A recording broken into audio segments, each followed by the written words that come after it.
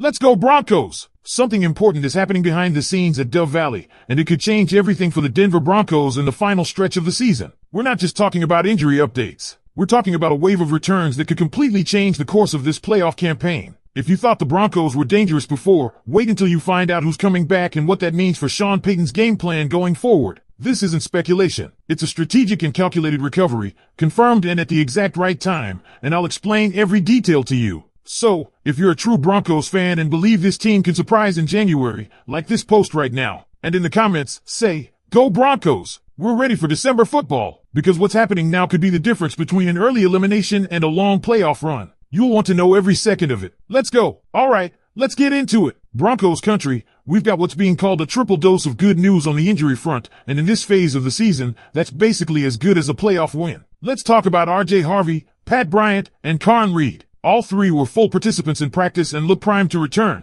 giving this Broncos roster a much-needed late-season boost. Let's start with R.J. Harvey. Broncos fans have had their eyes glued to updates on him. With J.K. Dobbins out, Harvey has stepped in as RB1, and let me tell you, he's not just filling in, he's thriving. Head coach Sean Payton confirmed that Harvey's rib injury is behind him. He's been cleared for full participation in practice and is locked in for this week's clash against the Jacksonville Jaguars. Why is this important? Because Harvey has quietly become one of the most efficient backs in the NFL over the last 3 weeks. His success rate? 53.1%. For context, Kyren Williams, arguably the most efficient back in the league this season, is only slightly higher at 54.5%. That tells you everything you need to know. Harvey is not just productive, he's elite. And with the Broncos expected to use a 4-back rotation that includes Harvey, Tyler Batty, Jaleel McLaughlin, and Cody Schrader, this run game suddenly looks deep, versatile, and dangerous heading into a physical matchup. Now let's move over to Pat Bryant. This guy has been blossoming before our eyes over the last month and a half. After shaking off a hamstring issue, he's back at full strength. Bryant isn't just another wideout. He stepped into the WR2 role behind Courtland Sutton and has done so with purpose. He's been reliable over the middle. He's an aggressive blocker, and while his stat line, 22 catches, 300 yards, 1 touchdown, and 14 yards per reception, may not pop out, the tape doesn't lie.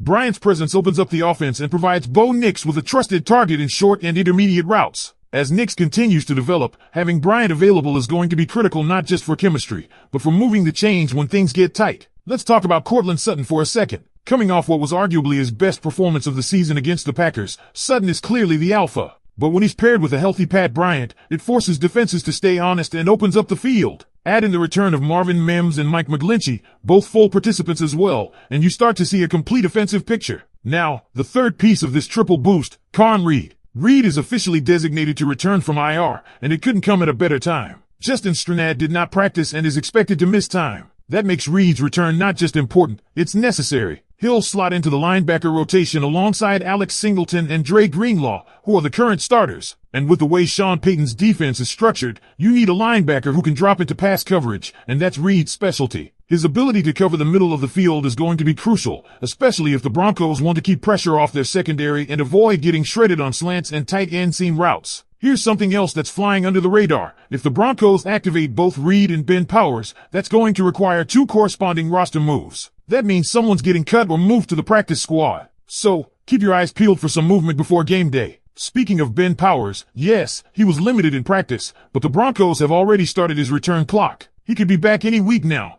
And while there's no rush thanks to the O-line's recent success, getting Powers back would be a huge plus as Denver gears up for playoff-caliber defensive fronts. On defense, we're looking at a likely 4-man inside linebacker rotation down the stretch. Dre Greenlaw, Alex Singleton, Conn Reed, and Jordan Turner, who just got elevated from the practice squad. That group should hold the line while Justin Strnad recovers. And if all stays healthy, it gives Denver flexibility, depth, and an edge over teams that rely on mismatches in the short game. I'll throw in a little speculation here. Don't be surprised if the Broncos target another interior linebacker in the draft or free agency. While that won't help now, it's something to watch, especially with the linebacker market not looking as strong this offseason as it did last year. But for now, having Reed back is massive. We're picking up right where we left off, because now that we know who's back and healthy for the Broncos, it's time to talk about what this all means, not just for Sunday's game against the Jacksonville Jaguars, but for the bigger picture, a legitimate playoff run, and maybe, just maybe, a shot at something bigger. The Broncos have been riding a tidal wave of momentum lately. 11 straight wins. That's not a fluke. That's a team that's figured out its identity. And now, with key players returning, the ceiling just got higher.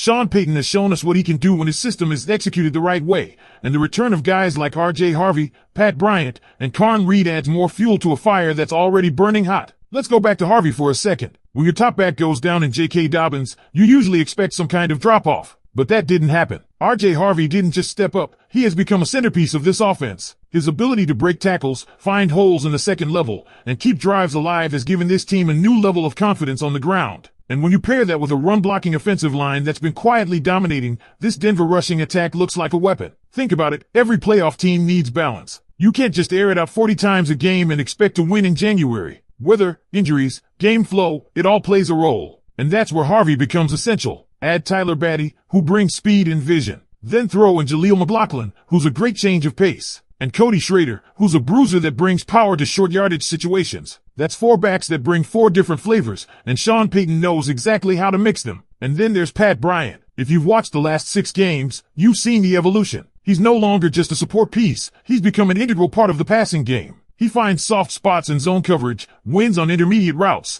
and isn't afraid to throw a block when it's needed most. And this is huge for Bo Nix. For a rookie quarterback still finding his footing, having reliable targets is non-negotiable. Bryant gives him that safety valve underneath and opens things up for Courtland Sutton to do damage on the outside. Speaking of Sutton, with his resurgence, Bryant's reliability, and Marvin Mims bringing the deep threat, you're suddenly looking at a Broncos offense that can attack you in multiple ways. That versatility will be crucial against a Jacksonville defense that's physical, fast, and opportunistic. Getting these weapons back right before this matchup is like a perfectly timed chess move. Now let's flip to the defensive side of the ball. Losing Justin Strnad hurts. He's an aggressive linebacker who plays well at the line of scrimmage. But here's where the Broncos' depth comes into play. Karn Reed being back means you've got a guy who can play coverage, which is something Strnad doesn't specialize in. It brings more balance to the linebacker core. And remember, in today's NFL, linebackers who can drop back, cover tight ends, and help with quick slant routes are gold. That's what Reed brings. And don't sleep on Jordan Turner. Quietly elevated from the practice squad, he's shown flashes of being a dependable backup. He's got speed and instincts, and while he's not a starter, he adds another body who can be trusted if needed. So the linebacker rotation of Greenlaw, Singleton, Reed, and Turner gives Vance Joseph flexibility to get creative with his defensive packages. With Reed back, you can disguise looks better, you can mix in more nickel and dime coverage, and most importantly, you can rest your starters without the fear of a massive drop-off. And in December football, that kind of depth is critical. But here's something else to think about, roster management. To activate both Ben Powers and Karn Reed,